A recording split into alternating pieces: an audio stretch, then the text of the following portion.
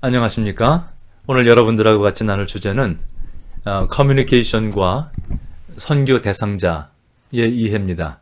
커뮤니케이션의 이해와 선교 대상자의 이해, 이 두 가지 축을 좀 이해하도록 하겠습니다.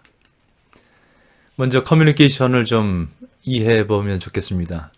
우리가 커뮤니케이션과 복음 전달을 이렇게 따로 생각할 때가 있는데, 그래서 복음 전달은 선포라는 개념으로, 또 커뮤니케이션은 또 따로 이렇게 1대1의 동등한 위치에서 뭔가 소통하는 것, 이렇게 생각을 한다면 사실은 이 모든 게 다 커뮤니케이션이라는 캐러거리 안에 들어가거든요. 선포라는 말 자체도 어쨌든 커뮤니케이션 하는 방법입니다. 일방적으로 할지 아니면 쌍방적으로 할지 어쨌든 커뮤니케이션에 대한 이야기이기 때문에 우리가 커뮤니케이션이라는 관점에서 복음 전달을 이해한다, 이렇게 보시면 좋겠습니다. 자, 그러면 커뮤니케이션이라는 것이 무엇인가 하는 이야기를 좀 잠깐 이해해 보도록 하죠. 이 그림을 보면 재밌어요. 표면적 대화와 내면적 대화, 그렇습니다. 그림을 보니까 겉으로는 굉장히 다정한데 속으로는 전쟁을 하고 있을 수도 있죠. 또 커뮤니케이션에 대해서 이런 그림도 있는데 굉장히 재밌어요. 서로 나누는 것들이 굉장히 복잡하다는 거죠. 내가 여보 사랑해, 그래서 나도 사랑해, 이 두 가지이지만 그러나 속으로 드러나는 다양한 변수들은 너무도 복잡할 수 있겠다. 또 커뮤니케이션에서 내가 이제 말하는 자의 입장에 있을 것인가 아니면 듣는 자의 입장에서 커뮤니케이션 할 것인가 하는 것은 또 너무도 중요해요.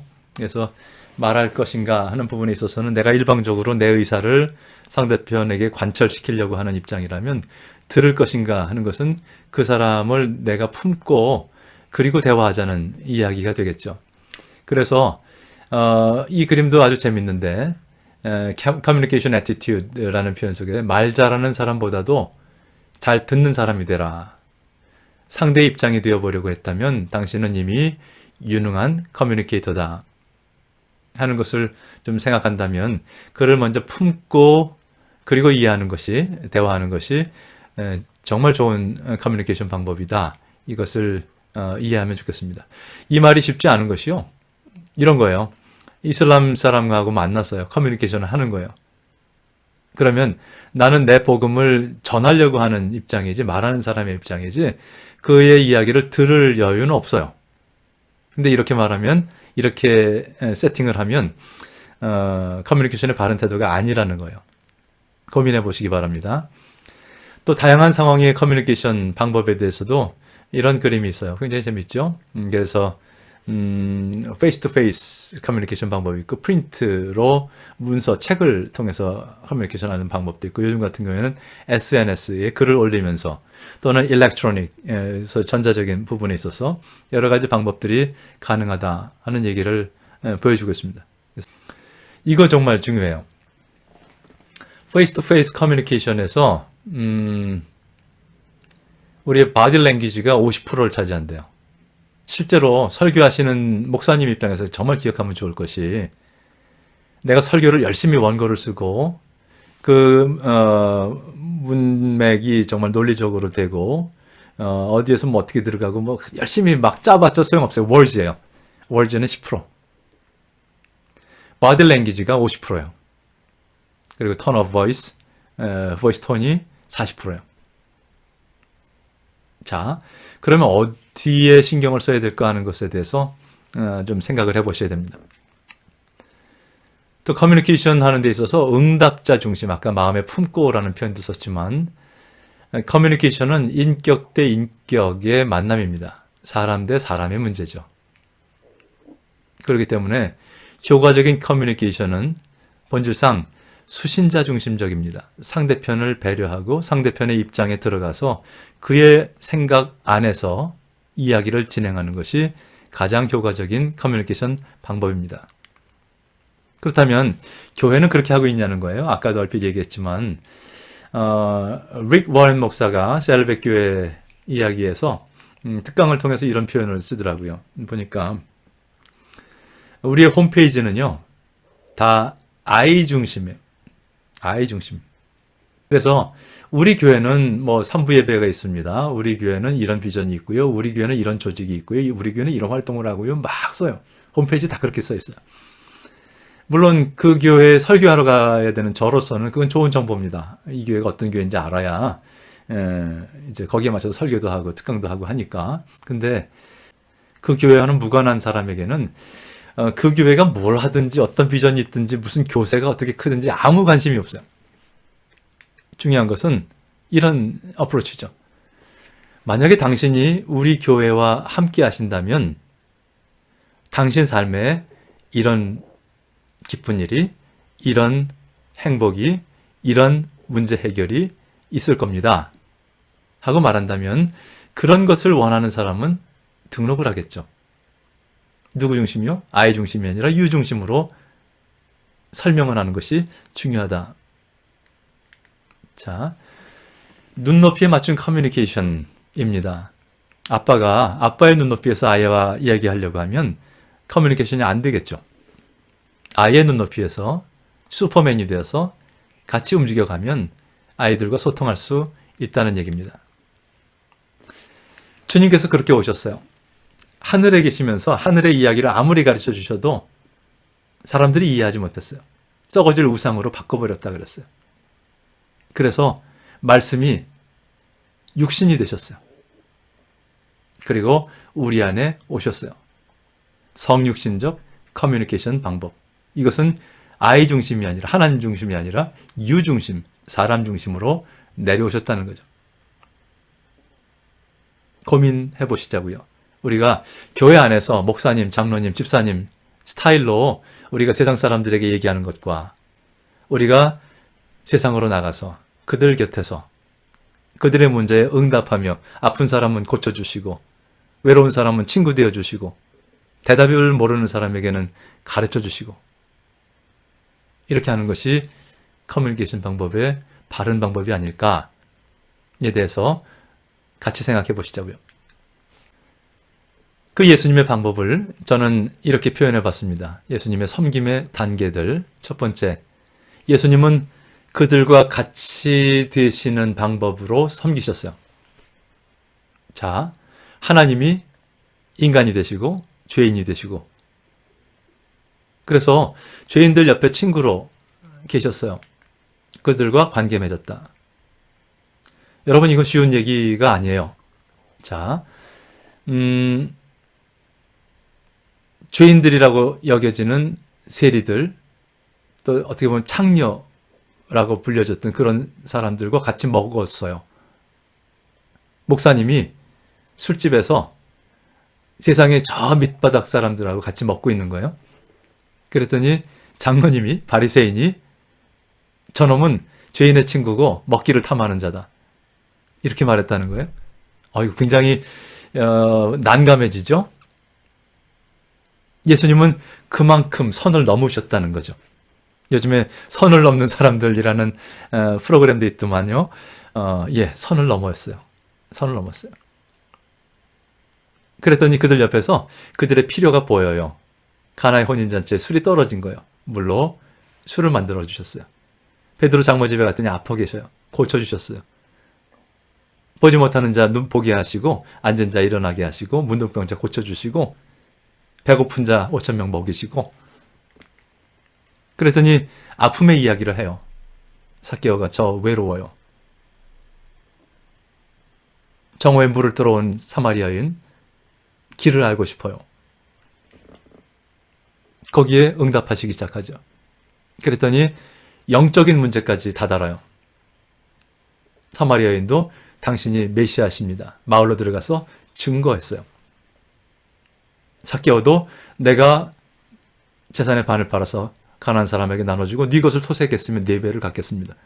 이 사람도 이스라엘 자손이라 오늘날 구원이 이 집에 이르렀다. 자, 중요한 것은 우리가 만나는 대상에 따라서 그 레벨이 달라요. 그것을 이해하는 방법은 그들을 먼저 품고 그들을 이해하는 데서부터 시작돼요. 그래야 어디 단계구나, 무엇이 필요하겠구나 하는 것들을 알게 되죠. 자, 이렇게 수고하는 이유가 뭔가요? 선을 넘는 이유가 뭐죠? 욕을 먹어도 선을 넘어가야 되는 그 이유는 뭐예요? 소위 하나님 없이 사는 죽어가는 영혼들로 하여금 하나님을 알게 하도록 세계관을 바꾸고 그 이후의 프로세스를 갖게 하기 위해서 우리가 그렇게 수고하고 선을 넘고 욕을 먹는 거죠. 세계관의 변화에 대해서 이렇게 생각을 해보십시다. 사도 바울 같은 경우에 원래 유대적인 세계관 안에 있었어요. 유대교적인 세계관이라는 말은 야훼 하나님 외에 다른 신을 섬기는 사람이 있으면 돌로 쳐 죽여야 되는 거예요. 야훼 하나님을 모욕시켰기 때문에. 그래서 스데반이 예수님 얘기를 하니까 돌로 쳐 죽이라고 얘기하는 그 일에 동참을 하고 옷을 받아주고 쳐 죽여 그런 거잖아요. 그건 그의 세계관에서는 당연한 일이었어요. 그리고 그렇게 예수 믿는다고 얘기하는 사람을 관원에 넘기려고 다메섹으로 막 달려가는 중이었어요. 근데 거기서 빛으로 오신 예수님을 만나죠. 자, 이 빛을 인정하면 자기의 야훼 중심의 세계관을 버려야 되는 거예요.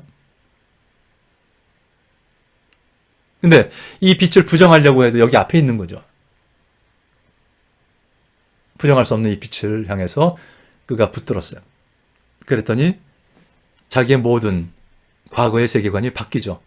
내가 가말리엘의 문화생이고 바리새인 중에 바리새인이고 로마의 시민권을 가졌고 내 모든 것들이 다 분토만도 못한 것으로 버려버리기로 했다. 복음의 가치가 수용되잖아요. 나는 이제 십자가, 그 치욕의 십자가만을 붙들기로 했다. 그리고 이제 나의 모든 삶은 십자가에 못 박혀 죽어버리고 이제는 부활하신 주님과 함께 그리스도인으로 산다. 그리고 세상에 나가서 증인이 되고 하나님의 나라 선포했죠. 이것을 위해서 우리가 그 앞에 단계가 필요한 거예요. 성육신. 자, 고민하십시다. 자, 커뮤니케이션 이론 몇 가지만 살펴보도록 합니다. 이 그림이 커뮤니케이션 사이클을 한 장으로 보여주고 있어서 이 한 장을 좀 이해해 보려고 합니다. 샌더 왼쪽에 메시지를 보내는 사람이 있어요.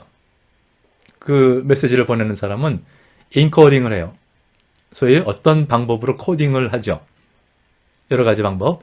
여기 커뮤니케이션 채널 속에서 페이스 투 페이스라든지 비디오라든지 텔레폰이라든지 스피치라든지 다양한 방법으로 인코딩을 해요.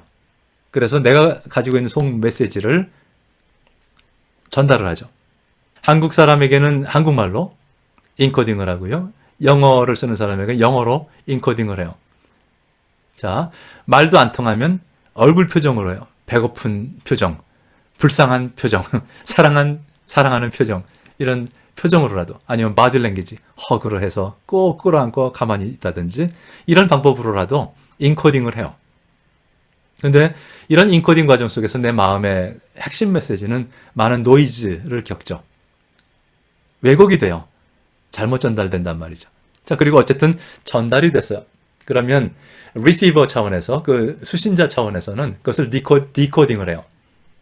해석을 하는 거예요. 풀어내는 거죠. 저 여인의 속마음이 뭘까? 하고 다시 디코딩을 해요. 나를 이렇게 허그하고 가만히 눈물을 흘리는 그 메시지가 뭐지? 디코딩을 시작하는 거죠.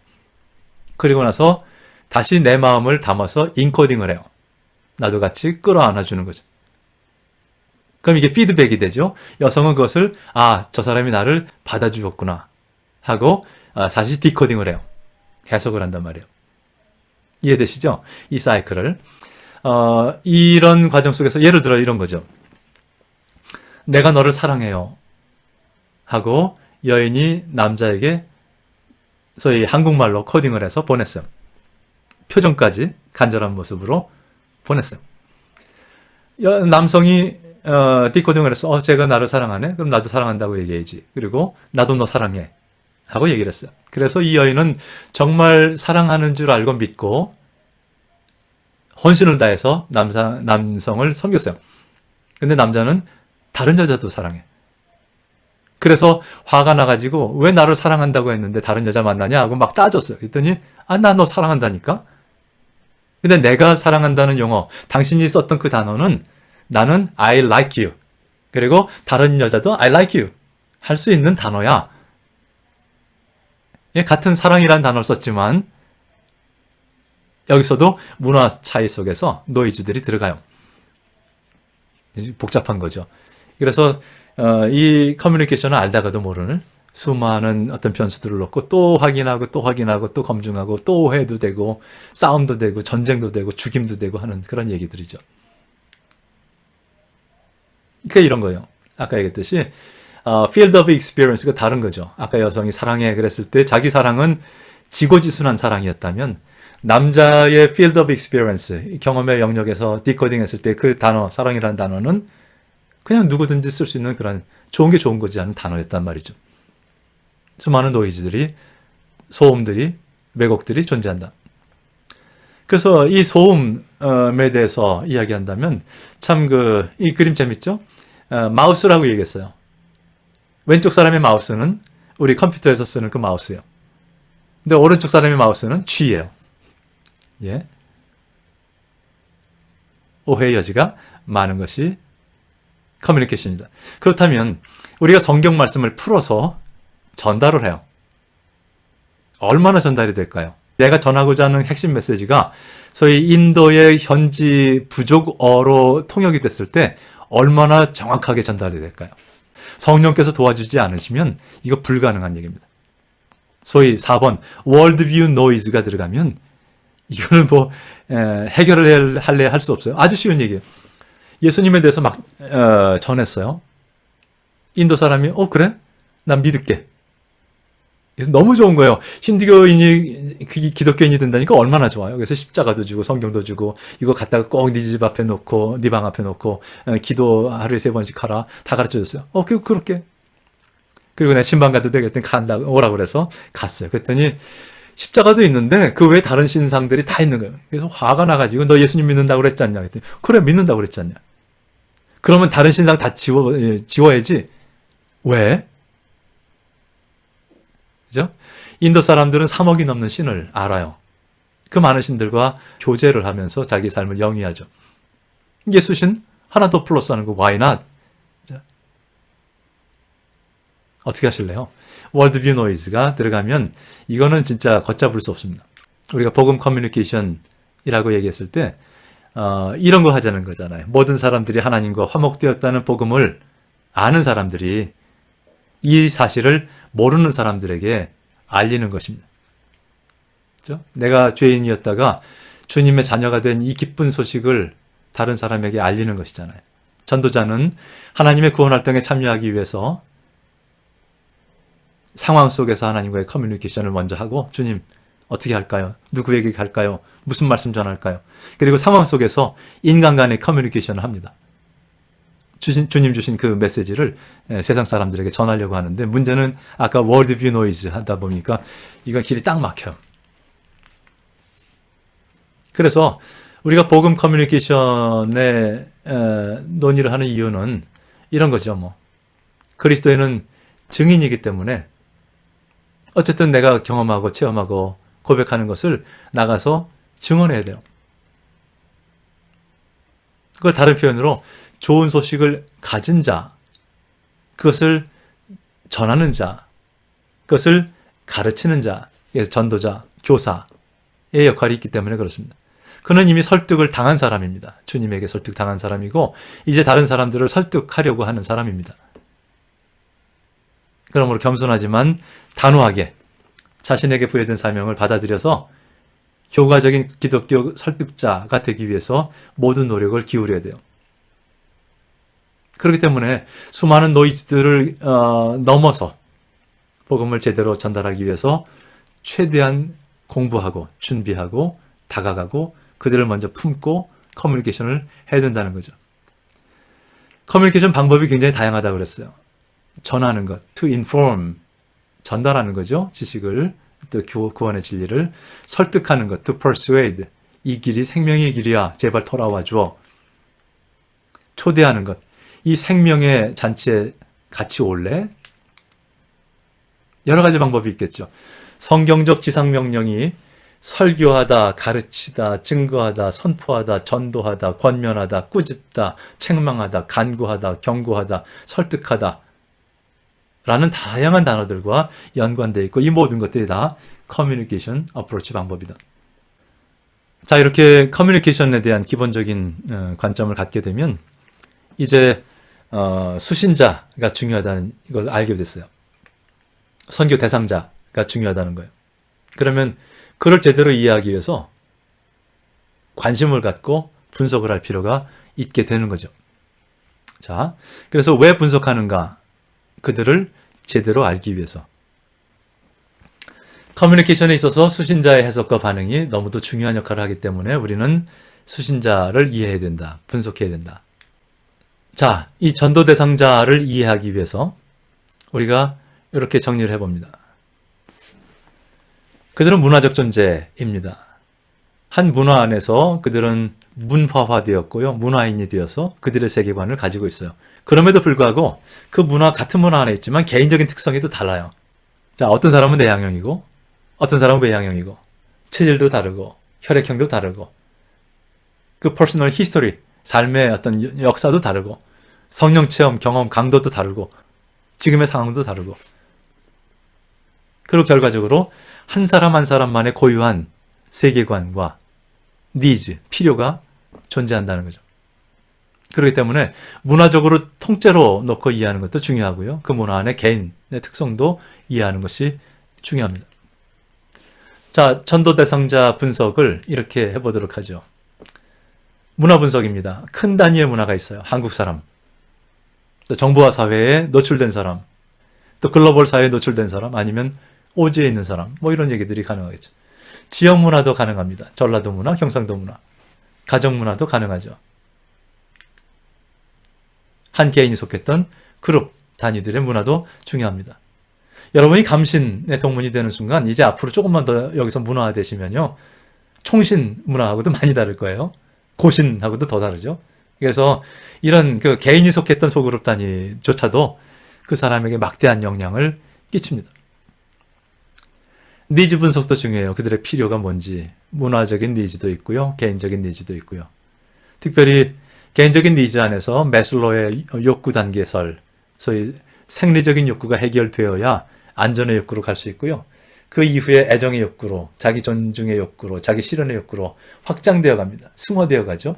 이런 단계들을 이해하는 것도 중요합니다. 언제 기회되면 또 나눠보도록 하죠. 개인의 성향도 여러 가지 분석을 할 수가 있어요. 자, 성격 분석도 아까 얘기했지만 저는 MBTI 강사입니다. 애니어그램도 초기 강사이긴 하지만 MBTI를 주로 더 많이 썼던 것 같아요.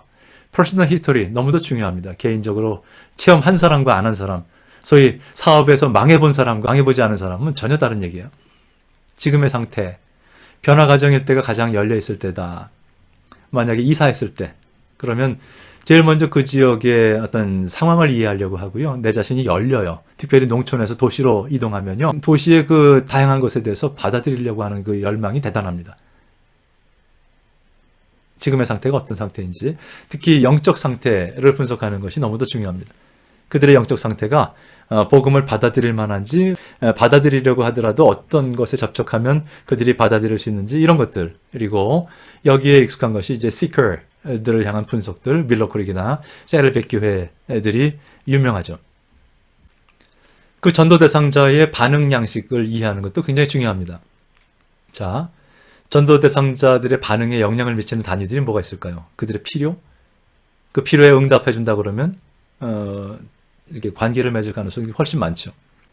그랬을 때 그 니즈도 굉장히 레벨이 많아요. surface level needs라고 한다면 이렇게 눈으로 보여지는 필요들이죠. 의식주, 돈. deep level needs, 그러면 사마리아 여인 삭개오 같은 존재적 needs. 그러면 먼저는 surface level needs를 해결해 주면서 후자에 접근할 가능성이 많죠. 배고픈 사람에게 먹을 것을 주면서 너도 하나님의 자녀야 하고 존재적 니즈까지 답을 줄 수도 있겠죠. 또 그 반응에 영향을 미치는 단위체가 소위 reference group이에요. 제일 먼저 그들의 의견에 영향을 미치는 사람들은 부모님, 친척들, 친구들, 사업 동료. 아이, 교회 왜 나가? 아, 교회 이런 뭐 부조리도 많고 문제가 많은데 그럼 안 나가죠. 근데 아주 친한 친구가 나 요즘에 교회 나간다? 이건 나갈 가능성이 굉장히 많아요. 그래서 이런 친구들 레퍼런스 그룹이 굉장히 중요해요. 그러면 교회가 삶의 현장에 구체적으로 내려가 있다가 해결 안 되는 사람들에게 레퍼런스 그룹이 되어주면 어떨까?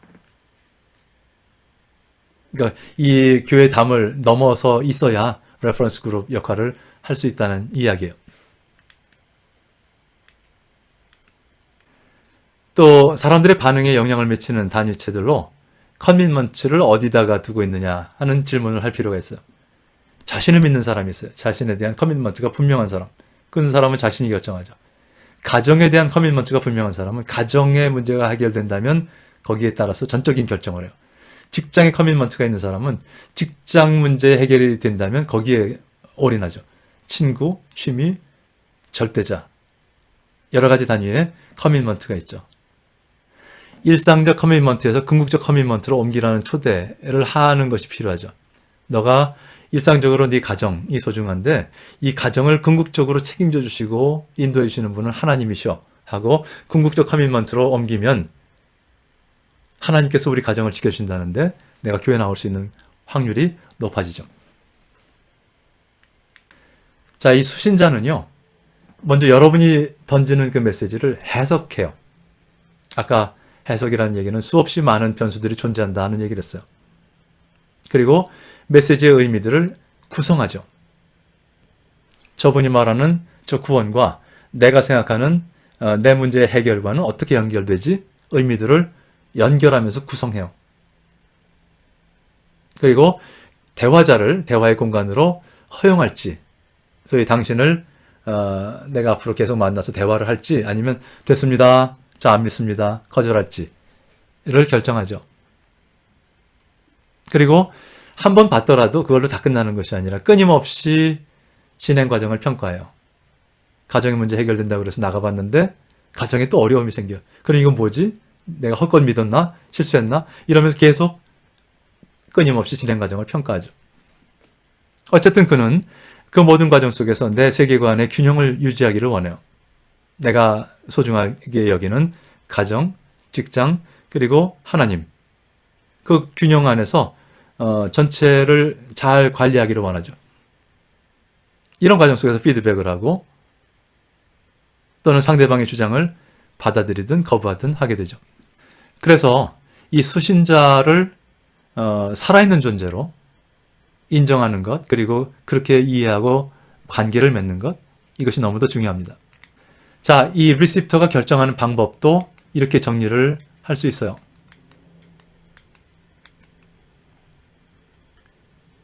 먼저 awareness, knowledge를 받아들인 거예요. 아, 우리 가정의 문제는 교회 가서 이렇게 해결될 수 있대. 대안이 되는 정보를 인식했어요. 그리고 interest, 그 정보에 흥미를 유발하기 시작한 거죠. 정말일까? 그래서 자꾸 물어봐요. 또 궁금해서 대화를 요청하죠. 그러면서도 evaluation, 그 주는 정보, 여러분이 드리는 정보를 계속 평가해요. 정말일까? 이럴 땐 어떡하지? 저럴 땐 어떡하지? 그리고 나서 choice, 여러분들이 제시하는 그 가정에 대한 대안을 수용할지 거절할지를 결정하죠. 자, 받아들이기로 한다면 implementation, 내 삶으로 받아들여요. 그리고 readjustment, 다른 것들을 거기에 맞춰서 조정하죠. 하나님이 들어오셨어, 내 삶에 없던 하나님이. 그러면 거기에 맞춰서 내 가정을 어떻게 세팅해야 될지, 그러면 내가 가장이 아니라 아버지 하나님을 가장으로, 그럼 나는 뭐지? 다 조정하고 세팅을 하죠. 그리고 나서 그렇게 살아보면서 reassessment, 재평가를 하죠. 아, 이거였어 라든지 이거 아닌가? 그죠? 그래서 리시프터는 그만큼, 수신자는 그만큼 여러 가지를 놓고 프로세스를 밟아서 결정을 한다. 우리가 이 과정 속에서 유의할 점은 각 단계에서 중요한 역할을 하는 것이 소위 emotional response라는 거예요. 예, 소위 지적인 부분이 아니라 감정적인 부분이라는 거예요. 꼭 기억하십시오. 그래서 knowledge는 오직 1단계에서 정보를 줄 때만 그 역할을 하고요. 나머지는 다 관계고 감정, 감성이에요. 그러므로 교회가 knowledge, 지식에만 의존하고 정보에만 의존하고 human emotion 또는 human will을 무시하면 부분적 결단을 이끌어내거나 잘못된 결과를 야기할 수 있어요. 잘못된 결과라고 하면 지식은 많은데 교회에 대한 지식, 또 진리에 대한 지식, 신학에 대한 지식, 근데 실제로 내 삶이 그렇게 되지 못해요. 자, 이 모든 복잡한 과정을 복잡하게 생각하지 마시고요. 결론적으로 커뮤니케이션은 수신자 중심적이어야 한다. 우리가 그 사람 안으로 들어가서 그 사람을 이해하고 품고 그 사람이 지식을, 감정을 섞어서 삶에까지 잘 뿌리내리도록 하도록 도와주는 작업을 하는 것이 커뮤니케이션이다. 이렇게 이해하시면 되겠습니다. 이제 이 커뮤니케이션 또 수신자에 대한 분석 이런 것들을 어디다 쓸까 어떻게 쓸까 하는 부분에 있어서 우리 목회 구조를 이해하는 것이 이럴 때 이렇게 쓰라고 하는 거구나 하는 것들을 이해할 수 있으실 것 같아서 제가 오늘 설명을 좀 하고자 합니다. 제가 제 책 사명을 다하는 교회를 바로 세워라 하는 곳에 이렇게 그림을 소개한 적이 있습니다. 하나님께서 우리 목회자를 세우셨어요. 그래서 내가 너로 하여금 내 교회 이 회중들을 맡길게, 내 양을 먹여달라 하고 부탁을 하셨어요. 하나님이 그 회중도 지으셨어요. 구성원이 생기게 하고 그 안에 성령께서 역사하시고 이끌어 주셔서 지금의 회중이 된 거죠. 내가 만들어 놓은 이 양들을 목회자에게 네가 좀 책임져라 하고 맡기신 거예요. 이게 삼각형 구조죠. 그런데 그 회중은 진공 상태에 있는 것이 아니라 한 지역사회 안에 있어요. 왼쪽 위에. 그리고 하나님께서 그 지역사회도 만드셨어요. 사람들이 그 지역으로 이동해서 살게 만드셨고요. 그 안에 수많은 문제들도 있지만 갈등하는 과정 속에서 하나님께서 역사하셔서 지금의 지역사회가 되었어요. 그리고 그 지역사회를 향한 하나님의 디자인이 있기 때문에 회중을 세우셨고요. 교회를 세우셨고요. 그 다음에 목회자를 그곳에 보내신 거죠. 변수가 하나 더 붙었죠. 그리고 하나님께서 더 큰 단위의 사회, 지역사회뿐만 아니라 저는 계양에 사는데 계양은 인천이라는 더 큰 단위 사회, 아니면 수도권 더 큰 단위 사회, 대한민국 더 큰 단위 사회, 또 지구촌 어떻게 하든 좋아요. 더 큰 단위 사회가 있다는 거죠. 그리고 하나님께서는 이 지구촌도 지으셨고 인도에 오셨어요. 그러면 회중과 목회자와 지역사회는 이 더 큰 단위 사회 안에 있어요. 그리고 하나님께서는 이 더 큰 단위 사회 안에 꿈이 계시기 때문에 목회자와 회중을 그 안에 세우신 거죠. 자, 그러면 이 모든 것들이 다 엮여 있어요. 이걸 이해하시는 게 중요해요. 그리고 이 전체 축들을 이해하시는 게 중요해요. 하나님을 알아야 되잖아요. 성경 공부, 신학 공부, 또 하나님과의 소통, 주의 음성 듣는 것. 회중을 이해하는 게 중요해요. 회중 분석. 지역사회 이해하는 것도 중요하죠. 지역사회 분석. 더 큰 단위의 사회 이해하는 것도 중요해요. 대한민국, 지구촌. 그리고 그 전체가 엮어지는 하나님의 역사, 인도하심도 늘 관심하고 기도하셔야 되죠. 그래서 목회자 이해의 중요성을 제가 그 책 안에서 이렇게 정리했어요. 목회자의 삶을 통해 역사하신 하나님의 뜻을 먼저 발견하기 위해서 목회자를 이해하려고 하고, 목회자 자신의 문화적 배경을 이해함으로써 그 목회자의 강점과 약점을 파악할 수도 있고, 또 목회자 자신의 성격 유형을 이해함으로써 자신에게 맞는 목회 스타일을 고려할 수도 있겠고, 목회자 자신이 개발해야 될 분야를 또 발견할 수 있도록 도와준다.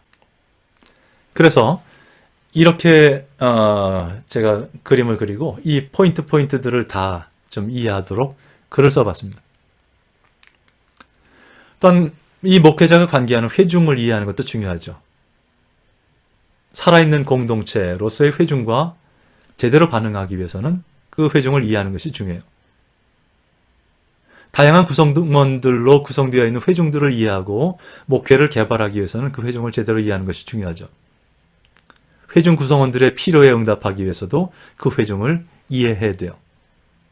교회 안에 다양한 은사들을 활용할 수 있는 길을 발견하기 위해서도 그 회중을 알고 있어야 돼요.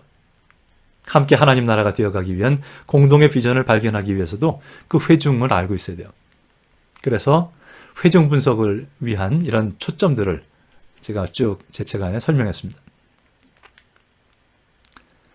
지역사회를 이해하는 것도 중요하죠. 교회 회중이 그 지역사회 사람이라면 더 그렇습니다. 그죠? 전라도에 있는 교회에 내가 담임자로 갔어요. 그 회중을 이해하기 위해서는 전라도를 이해해야 돼요. 그래야 전라도 사람으로 구성된 그 교회를 이해하죠. 지역사회와 복음을 커뮤니케이션 할 수 있는 방법을 모색할 수 있게 되죠. 그 지역을 이해해야 어떤 지역사회의 어떤 그룹의 사람들에게 먼저 접근하는 게 좋겠고 어떻게 접근하는 것이 좋겠고 이런 것들이 파악이 되죠. 회중이 지역사회 사람들을 섬길 수 있는 방법을 개발할 수도 있습니다. 아, 저 사람들은 이런 도움이 필요하구나. 저런 사람들은 저런 도움이 필요하구나. 에큐메니컬 운동의 계기를 마련할 수도 있습니다. 같은 지역 안에 있는 서로 다른 교회파의 교회들과 협력해서 어떻게 그 지역사회 복음화에 동역할 수 있을까? 영적인 문제에 더 열려있는 지역을 파악할 수 있게 함으로써 사역을 집중시킬 수도 있습니다. 이것 또한 이렇게 초점들을 제가 분석할 수 있도록 그렇게 글을 썼습니다. 궁금하시면 책을 한번 사서 더 자세하게 읽어보시기 바랍니다. 자, 그러면 그 지역사회 안에 어떤 전도 대상자가 있는데 그를 어떻게 이해하면 좋을까? 지역사회 안에 전도 대상자를 분석하는 하나의 예를 좀 소개하겠습니다. 첫 번째는요, 스피리추얼 매핑이라고 해서 아까 지역사회를 놓고 그걸 영적으로 도해하는 작업입니다. 자, 그 지역조사를 통해서 이런 것들이 가능하죠. 목표 그룹을 설정하게 하는 계기가 되기도 합니다. 신촌을 분석했는데 대학생들이 보여요. 그 중에서도 외국인 유학생이 보인단 말이죠. 그들을 향한 어떤 열정을 하나님께서 마음에 주시면서 너희들이 이 외국인 유학생들을 섬겨라 하셨다면, 응답받았다면 목표 그룹을 설정하게 되는 거죠. 목표 그룹을 분석하고 이해하게 도와줍니다. 그들이 이곳에 왜 왔는지, 그들의 수입원은 어디에 있는지, 교육의 레벨은 어떻게 되는지, 잘 학교를 따라가고 있는지, 연령층은 어떻게 되는지, 성별 분포, 가족 구성, 종교적 성향.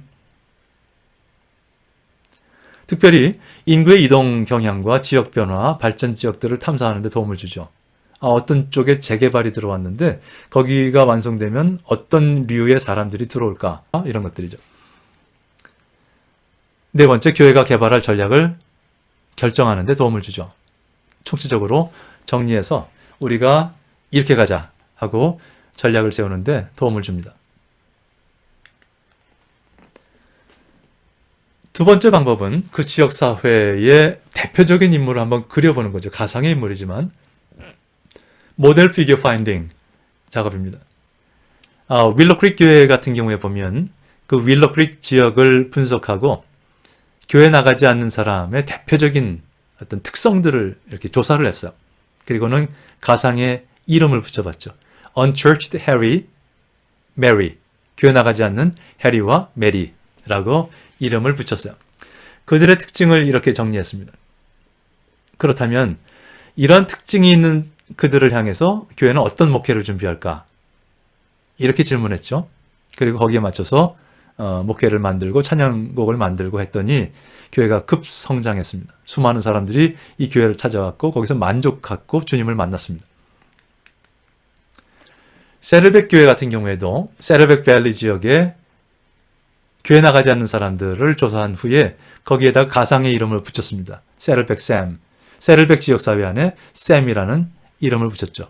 예를 들어 우리식으로 얘기하면 서대문 철수 이렇게 이름을 붙였습니다. 그리고 그들의 특징들을 분석했죠. 그리고 그들에게 맞는 목회를 준비했어요. 예배 형태와 찬양과. 그리고 교회가 급성장했습니다.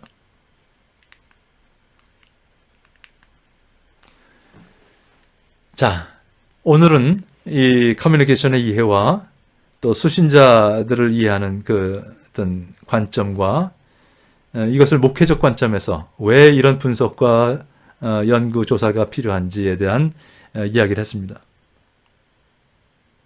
다음번에는 또 지구촌 전체를 향해서 또 다른 문화를 향해서 조사하는 이야기도 할 겁니다만 어쨌든 이 과정 속에서 우리의 전략이 뭔가 하는 질문을 해봅니다. 그래서 지금 우리가 가장 초점을 둬야 될 것은 그 목표 그룹에 대한 전도 전략을 어떻게 개발할 것인가 하는 거예요. 그래서 이제 첫 시간에도 얘기했지만 우리 학기 말에 우리가 목표하는 것은 과제 제출이잖아요. 거기에 평가 기준을 설명했었는데 오늘 자세하게 이것저것을 다 분석한 후에 다시 한번 그 평가 기준을 보면 여러분들이 조금 더 이해하기가 쉬우실 것 같습니다. 이렇게 알려드렸죠. 본인의 현재 사역대상이든지 아니면 졸업하신 후에 사역대상이든지 그 대상을 향해서 내가 세운 이 전략의 선교적 정의는 뭘까? 선교적 동기는 뭐고 목표는 무엇일까에 대해서 먼저 질문해 보시고 답을 먼저 찾아보세요. 두 번째, 구체적인 세부 전략과 단계는 어떻게 될까? 1번이 정리가 됐으면 그걸 세부적으로 계획으로 들어가셔야 되잖아요. 근데 세 번째가 이것이 곁길로 나가는 길을 막아주는 거죠. 꽁 잡는 게 매라고 아무거나 하면 안 돼요. 그게 성서적인가? 그리고 그 전략을 지탱하고 있는 신학은 무엇인가? 신학적 배경이 필요하다는 거죠. 그리고 다섯 번째, 이 전략이 가지고 있는 핵심 메시지는 뭐냐?